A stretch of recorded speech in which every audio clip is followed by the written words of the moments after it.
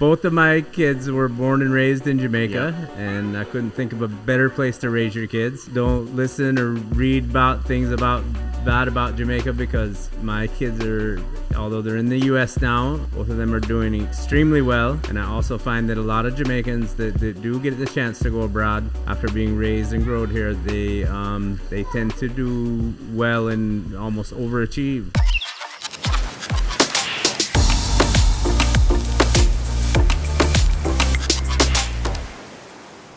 Hey YouTube fam, welcome back to another podcast episode. As you can see, we are on location. I have the privilege of being in Treasure Beach in the south coast of Jamaica, and I am at a place where I stay all the time. I consider this my home away from home. Anytime I want to get away from the grill, I come here to Treasure Beach. And today's guest is a very special guest. He's pretty much family, and I stay at his hotel anytime I come here. And of course, anytime he's in the grill, I have the honor of hosting him at Travelers Beach Resort. And so today I would like to welcome Kory South to today's podcast. Thank you for doing this. And he's the owner of Sunset Resort. And to get started, if you can just give us a little context about how you came here and how you run and operate Sunset Resort here in Treasure Beach. Okay, well, thanks for having me, Throp. Absolutely. Had a great run this morning. We did. Yeah, it started years ago. My family came here in the early 70s. My mother and father came here. There was a group of them from Idaho that used to travel to every single Caribbean island, and they sometimes went to Mexico, and they did that every year. And, you know, back then, coming from Montego Bay to Treasure Beach was you had to be pretty adventurous, kind of a long way from the airport. But anyway, after going to all the Caribbean islands and coming to Treasure Beach, they really fell in love with the people here.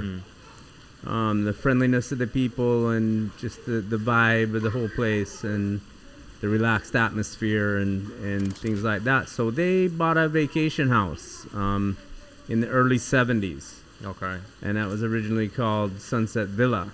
I see. And so, you know, even though we're coming up on our 30-year anniversary, that's in this main building here. Gotcha. It was actually going on years before that.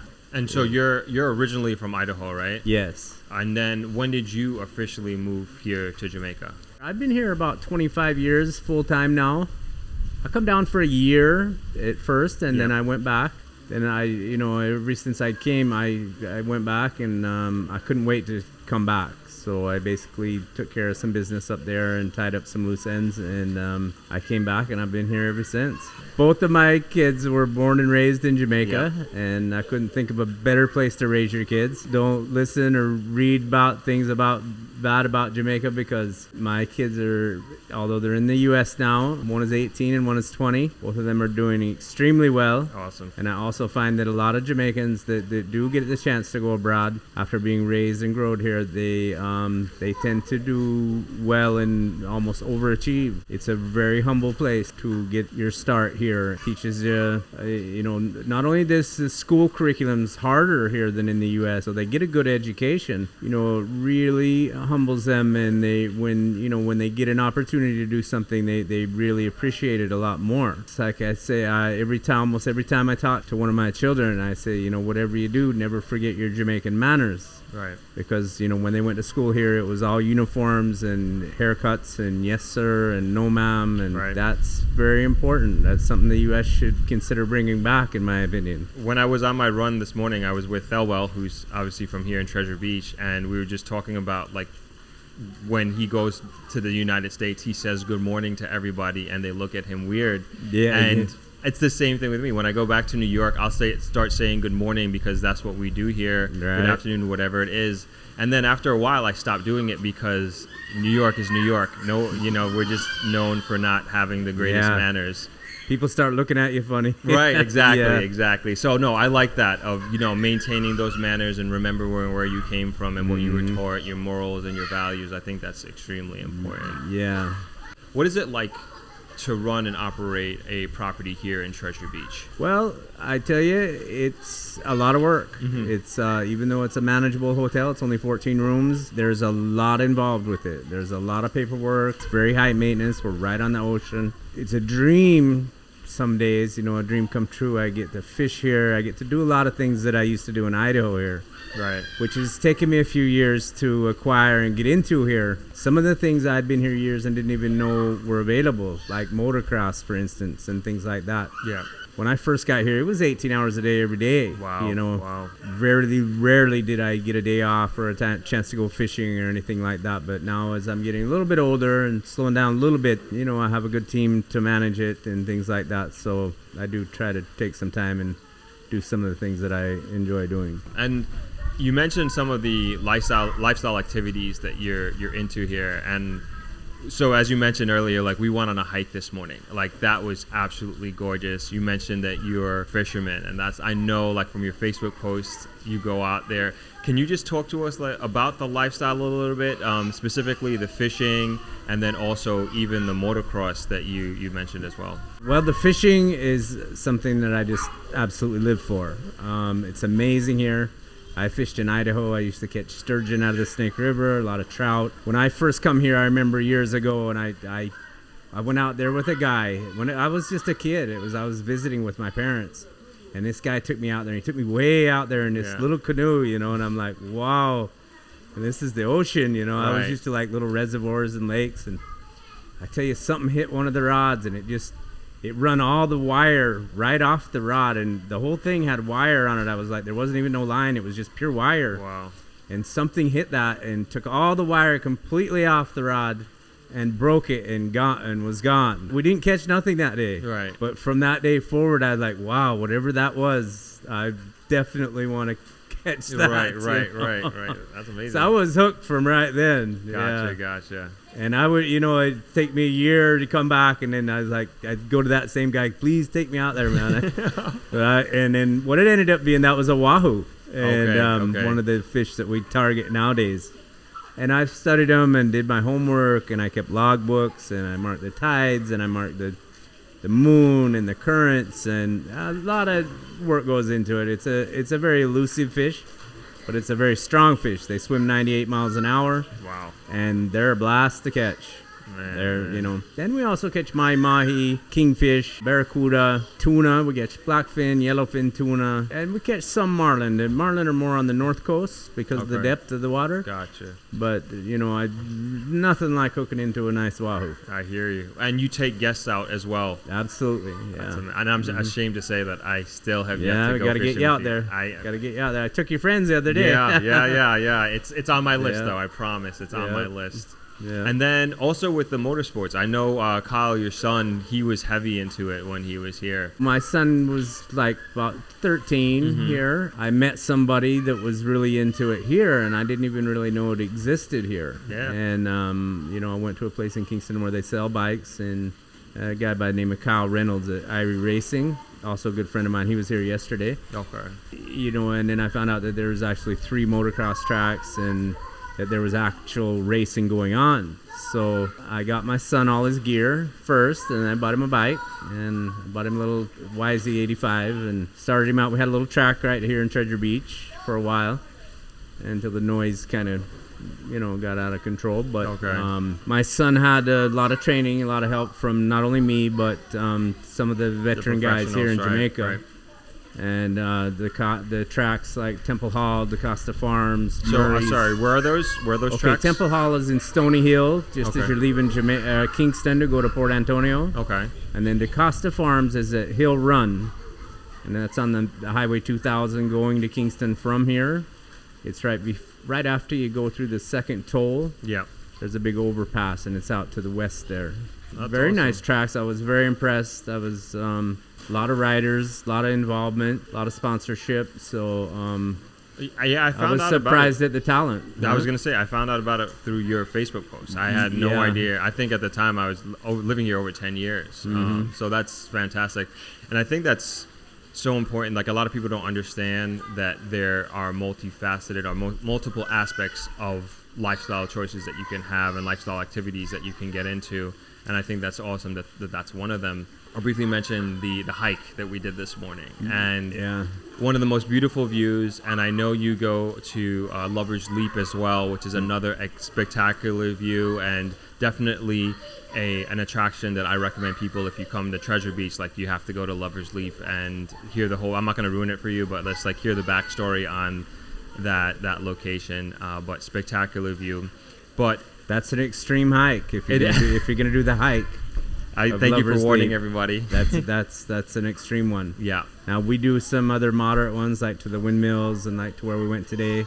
Yeah. So it's for anybody, whether they're a beginner or just, or they really want to get out there and go for it. So. And I know we talked about it a little bit this morning, but what got you into the hiking? I tell you, Dr. Vish, our local doctor here for Treasure Beach. He's a retired Navy doctor. Great guy. I was having some health issues with my blood pressure was too high. I was a little stressed out when this COVID first things started, and he called me one day and said, "Hey man, let's go for a hike." And I says, "A hike?" I says, "What do you mean a hike? Where are we going?" And he said, "Just meet me here and you'll see." And I did, and I tell you, from that day I've been hooked ever since. No, I'm really impressed, especially like when you make your Facebook post. It's motivating. I mean, I'm like, and I'm being serious. It's very motivating, and you've been doing it. Well, not every day, but very consistently, like multiple times per week. How many times a week do you do it? At least 4 times a week. Okay. Yeah, we try to go every other day, and then we add another day on the weekend. So usually 4 days a week, a minimum of 3. And I clocked it this morning. It was about 3.5 miles. Would you say that's about average that you would do up and down? That one is the one that we do every day. Yeah. Okay. Yeah. Okay. And then you just double that if you go to the top, to the windmills. Gotcha. Yeah. No, that's fantastic, man, because... Well, remember, that's all uphill to half of it. My back was burning. I know. My back was burning. Yeah. So that's just like one other thing that you have to look forward to, especially here in Treasure Beach. I know that they have the triathlon, obviously, when things are back to normal. There's the Treasure Beach Triathlon as well, which I understand is the longest running off-road triathlon in the world, if I have that correct. At least the Caribbean. Yeah. Okay. Yeah, I've done it once, and I believe it may be the world. It could be. But another great event. Yeah, Kyle, my son actually won the kids one. Right. Kind of bringing it back here to the hotel. How have you guys been managing through COVID? It's been rough, I have to admit. We completely closed for 5 months straight. From March 20th of 2020. We were closed for 5 months. Wow. We did happen to open back up about mid-July, and we actually had a pretty decent August, and September wasn't too bad. And then things kind of fell off again a little bit, and then, but we haven't closed. We've been doing quite a bit of local business, and which we're thankful for, and changed our marketing around a little bit. We're just gearing up for, a good comeback, hopefully. Yeah. We're doing some work around the property, quite a bit of work actually. We have some plans. Hopefully when things get back to normal, we're ready to go. Awesome. And I see, like, even in the drive-in, there seems to be a lot of improvement that's happening to Treasure Beach. And can you just give us an idea of not necessarily from when you first moved here, but just like the recent improvements and upgrades that have been happening to the town itself? Yeah. Or the parish, I should say. Absolutely. Yeah. There's a lot of improvement. Even the infrastructure is starting to get slowly improved, which is, for years has always been a problem. Most of the rural areas in Jamaica, it's hard. It's a hard upkeep. It's a hard, we live on an island. If it rains, the roads get washed out. So one of the things that I'm seeing is generally in the area, the infrastructure is slowly getting fixed. There's a lot of building going on. Right. Now, we've tried our best, and our hearts are in this. We have several groups locally, like the Destination Marketing Organization, for example, that I'm a chairman of. We've actually changed the zoning to nothing over 20 rooms per acre, nothing over 2-story. So we really want to keep this area low density and as less impact to the environment as possible. I love that. because not only that, we don't want to spoil the vibe that we have here, because, honestly, I think, and to this day, I probably shouldn't say this, but I don't even lock my doors. No, it's honestly, it's very, very safe So, here. I mean, it reminds me so much of, like, Idaho, where I was from. Right. And, we really want to be careful, and we are being careful. Yeah. That we don't lose that, because all it would take really is like one big hotel or all-inclusive or something. And, that's not what we're about down here. Right. There's plenty other space on the island, and That's there's plenty of big resort areas for that kind of. It's, some people love that. That's fine, but it's not really what we're about down here. One of the main reasons, I should say, like why I love coming out here, it's like you said, it's low density, super lush, it's green. You don't have the big crowds, and Right. I think that's what people really like is low density but high quality. Right. And like having that small, intimate feeling, and that's how I feel when I come here. And that's why I said it feels like home when I come here. Say we can walk all the way to them windmills and not pass one car. Yeah. I mean, literally, we have no stop signs, no street lights. There's nothing. So. And even when I was talking to Thelwell, I've done, he says he starts his runs when he's going on a long run at 4 a.m, and he took me through some bushes today, and it's almost going through people's backyard. He's like, man, you have nothing to worry about here. And even when he gets up in pitch black, he's not afraid. And even I've ran out here at 5 a.m. and pitch black, and I've never nothing. Even at night, I take off on my bike sometimes when it's still dark. Try to get up the hill before it gets hot. Right. Yeah. It's never a problem. It's a good feeling, just having that peace of mind, peace of mind through and through. I love coming here. Like I said, this is my getaway to kind of recalibrate when things get stressful, and hopefully come out here when things aren't so stressful. I want to thank you for doing this, Kory, and also for everybody that's out there. Encourage you. Like I said, when I come to Treasure Beach, this is where I come. This is the only place I've stayed when I've come here to Treasure Beach, and I would encourage you to check it out too. Sunset Resort, Treasure Beach, don't forget it. And thank you for always having me. Thank you for always treating me like family. I really appreciate it. Anytime. You're welcome here anytime. Awesome. You're home away from home. And I feel the same when I come to your place, trust me. Okay, awesome. That makes me feel good. Yeah. So once again, Kory, thanks so much for doing this and sitting down with me.